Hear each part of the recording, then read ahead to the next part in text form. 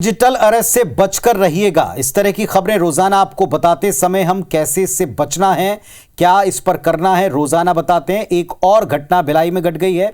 एक retired bank कर्मी को डिजिटल अरेस्ट का शिकार बनाया गया। फर्जी एटीएम, फर्जी पासपोर्ट और ड्रग्स का झांसा देकर 39 लाख रुपए इस व्यक्ति से ठग लिए गए। फर्जी पुलिसकर्मी और कस्टम अधिकारी बनकर के धमकाया, एक फेक केस बनाकर के वारंट तक भेज दिया। गिरफ्तारी का डर दिखाकर पैसे ठग लिए हैं। पीड़ित ने सुपेला थाने में दर्ज रिपोर्ट कराई है। 3 लोग हैं जिनके खिलाफ मामला दर्ज हो चुका है। तो एक बार फिर से डिजिटल अरेस्ट किया गया। डिजिटल अरेस्ट करने के लिए जो बहाना बनाया गया, फर्जी एटीएम, फर्जी पासपोर्ट और ड्रग्स का एक झूठा केस बनाया और इसमें 39 लाख रुपए एक पूर्व बैंक कर्मी से ठग लिए गए। फर्जी पुलिसकर्मी और कस्टम ऑफिसर बनकर धमकाया था, एक वारंट तक नकली भेज दिया घर पर। गिरफ्तारी का डर ऐसा कि पैसे ठग दिए गए और पीड़ित ने बाद में जाकर इसकी रिपोर्ट सुपेला थाने में की। और इस वक्त आपको सीधे भिलाई लिए चलेंगे। भिलाई में हमारी सहयोगी इस वक्त हमारे साथ जुड़ रही हैं कोमल धनेसर। कोमल, जिस तरह के मामले सामने आ रहे हैं, प्रकरण सामने आ रहे हैं, एक बैंक के अधिकारी तक इसका शिकार हो रहे हैं, क्या क्या डिटेल इस मामले में पता चला है?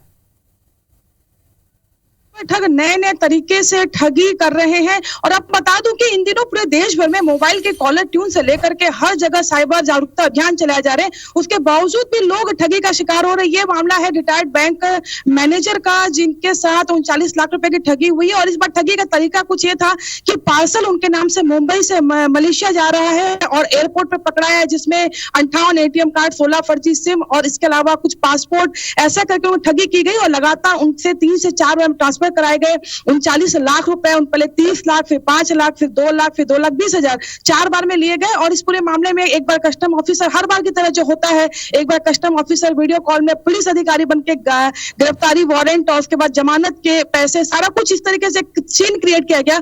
और इस पूरे मामले में हम एडिशनल साहब से जुड़ते हैं। सर, ये जो मामला है, लगातार जागरूकता के बाद भी इस तरह के लोग झांसे में आ रहे, क्या पूरा मामला था?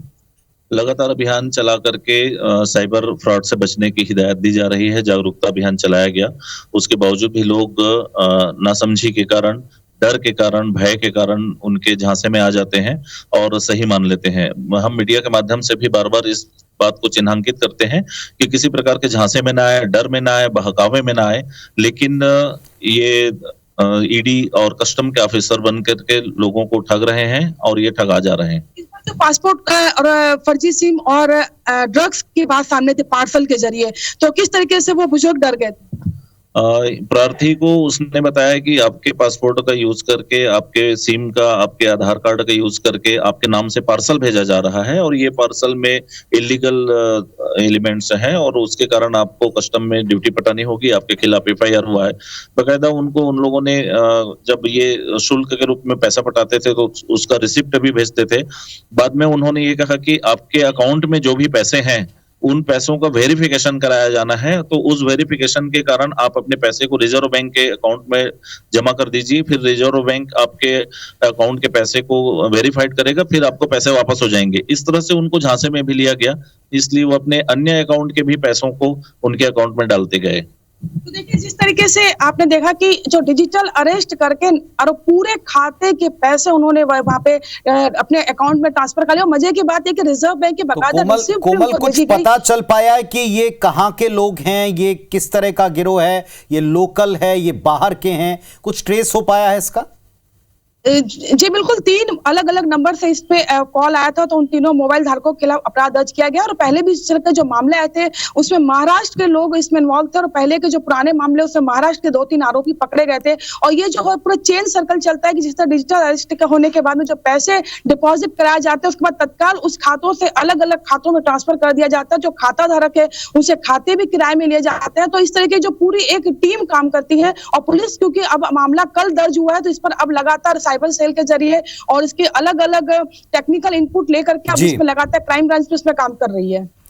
चलिए आप नजर रखिएगा वापस। और जैसा सबसे इंपॉर्टेंट बात यह कि जितने भी पुलिस के अधिकारी हैं, जैसा भी कोमल भी बता रही थी कि वो सभी आप लोगों को बताते हैं। और आजकल तो आप किसी को भी कॉल करते हैं तो एक ट्यून आपने सुनी होगी, एक लंबा सा मैसेज आता है, सुनिएगा जरा उसको। वो बार बार आपको ताकीद करते हैं कि डिजिटल अरेस्ट जैसी कोई चीज नहीं होती। अभी तक हमारे देश में ना कोई कोर्ट ना कोई थाना डिजिटली आपको अरेस्ट करके वहां फाइन नहीं लेता। बावजूद इसके इतना क्लियर मैसेज होने पर भी लोग बाग अपने लाखों रुपए ट्रांसफर करते हैं और बाद में ठगे जाने की शिकायत लेकर सामने आते हैं। इससे बचिएगा, इससे अवेयर रहिएगा। लोरमी से खबर आपको दे रहे हैं। चंदली हत्याकांड मामले में एक युवक का शव पोस्टमार्टम के बाद गांव पहुंचा। दूसरे मृतक के शव का पोस्टमार्टम हो रहा है। गांव में पुलिस बल तैनात है। एसपी भोजराम पटेल गांव में मौजूद हैं। दोनों परिवार के लोगों को समझाइश दी गई है। दोनों पक्षों में झगड़ा हुआ था, विवाद था और इसमें 2 युवकों की हत्या कर दी गई। तनाव है, लेकिन अब इस पूरे मामले में लोगों को समझाइश दी जा रही। सौरभ हमारे सहयोगी हमारे साथ लोरमी से जुड़ गए। सौरभ, क्या स्थिति अभी गांव में है? तनाव कुछ कम हो पाया? स्थितियां कंट्रोल में हैं? देखिए पुनीत, जैसे बीती रात जो घटना हुई है उसके बाद जो है तनाव की स्थिति लगातार बनी हुई है। दो युवकों की जो है मौत हो जाती है और ये जो है एक बड़ा विवाद का रूप ले लेता है। 2 पक्षों में झड़प के बाद जो है इस तरह से हत्याकांड की घटना को अंजाम दिया जाता है। तो जो तनाव है वो कहीं कम नहीं हुआ है। बावजूद उसके जो है पुलिस लगातार ये प्रयास कर रही है कि किसी तरह जो है जो मृतक है उनके शव के पोस्टमार्टम के बाद उन्हें जो है गाँव लाकर जो है उनके जो अंतिम संस्कार की जो रस्म है वो अदायगी कराया जाए।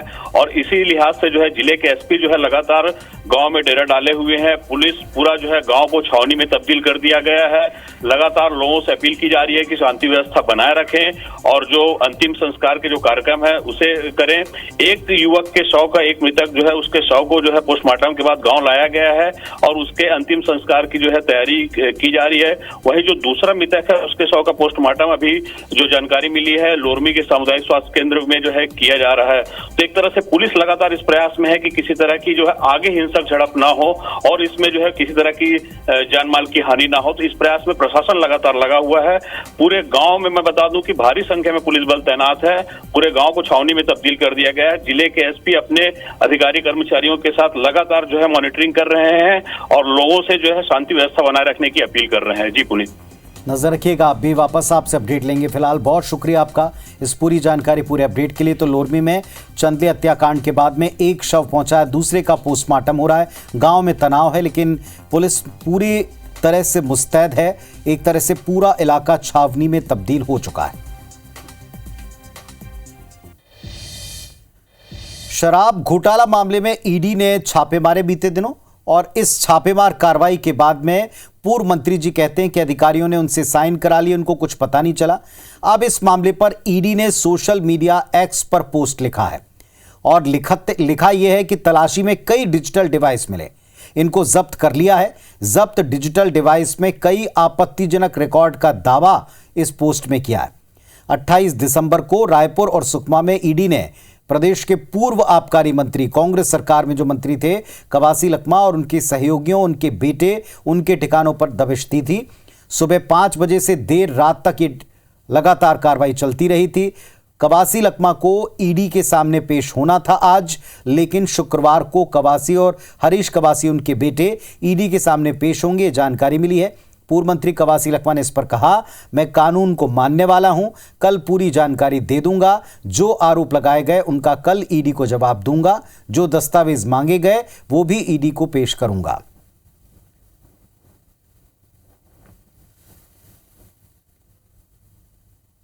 मैं समय मांगा था कि मेरे को और समय दो,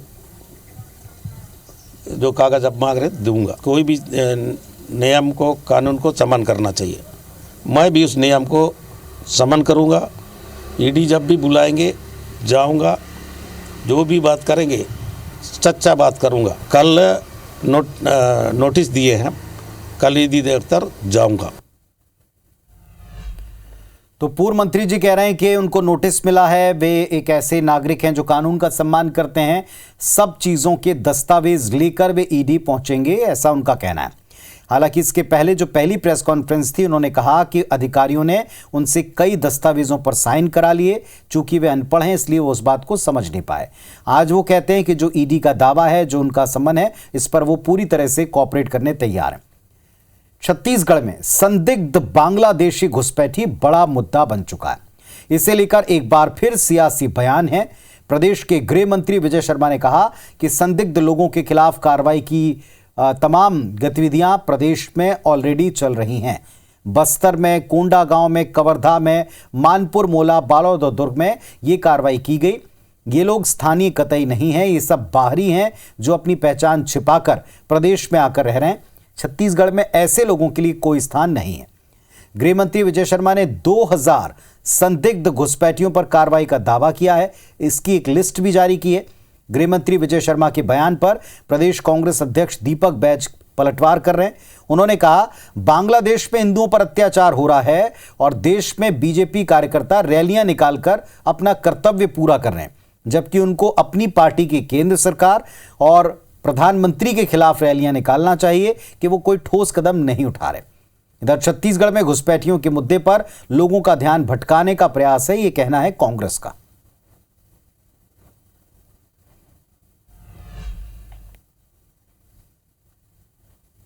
हमारा ध्येय बिल्कुल यही है कि छत्तीसगढ़ में उनके लिए कोई स्थान नहीं है। जो इस तरह संदिग्ध गतिविधियों में हैं, संदिग्ध रूप से रह रहे हैं, उनके लिए छत्तीसगढ़ में कोई स्थान नहीं है। इसलिए ये कार्यवाहियाँ की जा रही हैं। छत्तीसगढ़ से बाहर जाते हैं तो जहाँ तक हो सकेगा उनको ट्रेस किया जाएगा।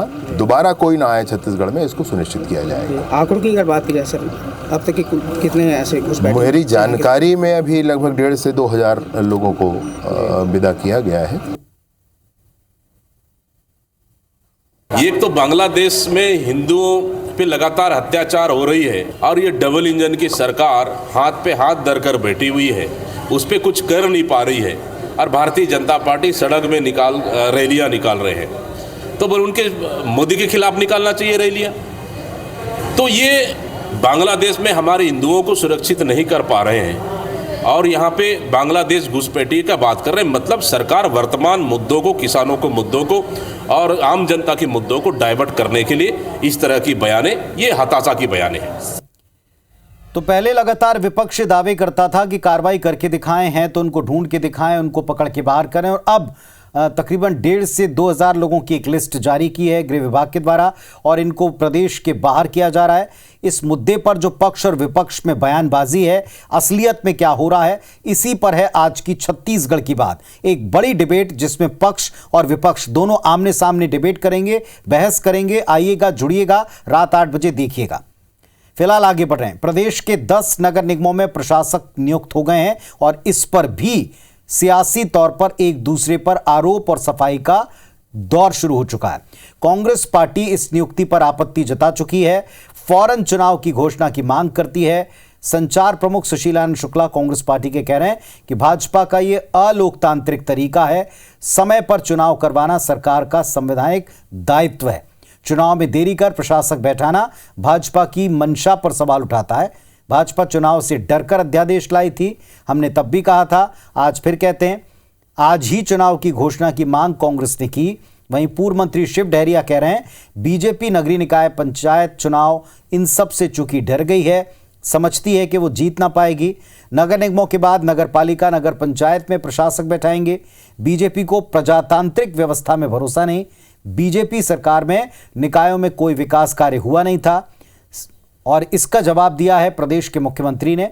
विष्णुदेव साय जी ने कहा कि निकाय चुनाव टलेंगे नहीं, कुछ डिले हो सकते हैं, इसीलिए फिलहाल प्रशासक बैठाए गए हैं। भारतीय जनता पार्टी का यह अलोकतांत्रिक चरित्र है, यह सरकार का दायित्व है, सरकार का संवैधानिक कर्तव्य है कि समय के पहले चुनाव कराए।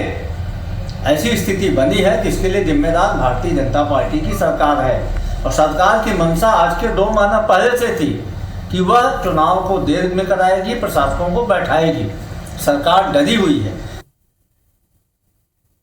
भारतीय जनता पार्टी नगरीय निकाय चुनावों से, पंचायत चुनाव से डरी हुई है। ये चुनाव कराने के बजाय नगरीय निकायों में प्रशासक नियुक्त कर दिए। नगर निगमों में हो गया, नगर पालिकाओं में भी हो जाएगा और नगर पंचायतों में भी ऐसी स्थिति रहेगी तो निश्चित रूप से भारतीय जनता पार्टी की सरकार जो प्रजातांत्रिक व्यवस्था में विश्वास नहीं रखती, भारतीय जनता पार्टी ने 1 साल में नगर निकायों की स्थिति अत्यंत खराब कर दी है।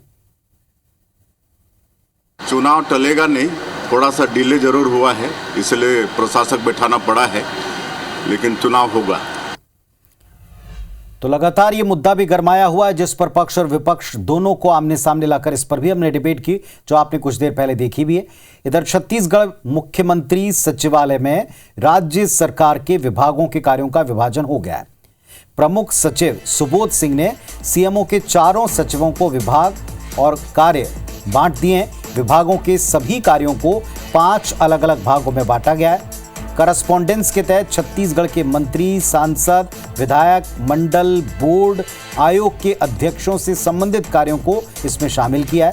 स्पेशल रिस्पॉन्सिबिलिटी में राजभवन, घोषणा पत्र, नक्सल उन्मूलन, कलेक्टर, एसपी से संबंधित कार्यों को शामिल किया है।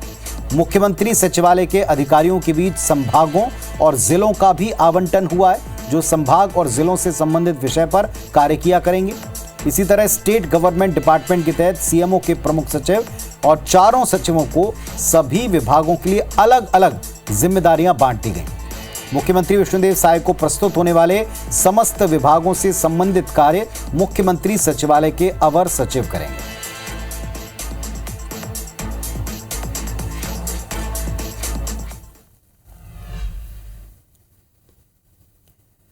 जरा जनता की समस्याओं की तरफ जो कुछ खबरें इशारा कर रही हैं उनको भी देखिए। पखांजूर का उप स्वास्थ्य केंद्र एक शो पीस बनकर रह गया है। ना यहां अधिकारी आते हैं, ना कोई इलाज होता है। उप स्वास्थ्य केंद्र खुलने के दौरान स्वास्थ्य विभाग ने दावे तो बहुत बड़े बड़े किए थे, लेकिन तमाम दावे दम तोड़ गए इस उप स्वास्थ्य केंद्र में। इसके ना खुलने से आसपास के ग्रामीण मजबूरन सिविल अस्पताल जाते हैं इलाज कराने। ग्रामीण चाहते हैं कि उप स्वास्थ्य केंद्र खुले, स्वास्थ्य परीक्षण हो, तमाम फैसिलिटीज जिसका दावा था उनको मिले, लेकिन स्वास्थ्य विभाग के अफसर कहते हैं कि केंद्र का भवन काफी जर्जर हो चुका है, छत का प्लास्टर गिर रहा है। जब नया भवन बनेगा, स्वीकृति मिलेगी, तब फिर योजनाओं का लाभ और स्वास्थ्य सेवाओं का लाभ यहां से मिल पाएगा। 2-4 महीना से तो वहाँ बैठना भी बंद है, पता नहीं क्या बिल्डिंग खराब है कि क्या खराब है। टोटल वहाँ कोई हॉस्पिटल तरफ से कोई बैठते ही नहीं है। तो इलाज कराना हो तो कहाँ जाते हैं? इलाज करना होता एक तो हॉस्पिटल जाते हैं, नहीं तो फिर जिसका व्यवस्था रहता है वो प्राइवेट संस्था में चले जाते हैं। चल में वो बिल्डिंग जर्जर हो चुकी है, इसलिए वो छत उसका बीच बीच में टूट के गिरता है। इसलिए विभाग से नई ये अनुमति आई है बनाने के लिए, उसको बस जगह का चयन होना बचा है। नगर पंचायत से जैसे जगह दे देंगे, नई बिल्डिंग बनेगी। और अब एक और बेहद काम की खबर, बस्तर का प्रवेश द्वार, उत्तर बस्तर का जो हिस्सा है केशकाल घाट, मरम्मत और नवीनीकरण कार्य लगभग पूरा है। 3 जनवरी कल से नेशनल हाईवे 30 का यह प्रमुख मार्ग सभी छोटे और बड़े वाहनों के लिए खुल जाएगा। इस नवीनीकरण के साथ केशकाल घाट अब सिर्फ एक मार्ग नहीं, बल्कि बस्तर के पर्यटन, संस्कृति और पर्यावरण का एक बेहतर कॉम्बिनेशन के तौर पर उभरेगा। आप रिपोर्ट देखिए, समझेंगे कि आज क्या वहां परिवर्तित होने वाला है।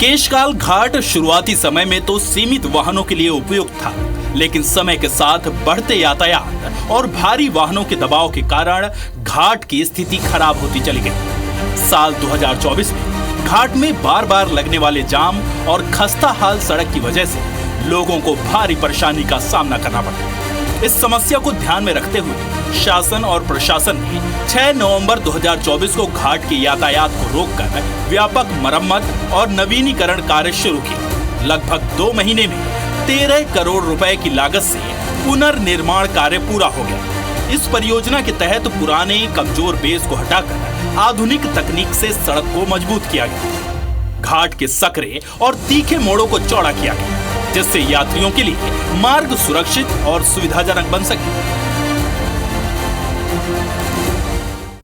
केशकाल घाटी के अंतर्गत केशकाल घाटी की जो सड़क है उसका नवीनीकरण कार्य और कंक्रीटीकरण कार्य किया जा रहा था।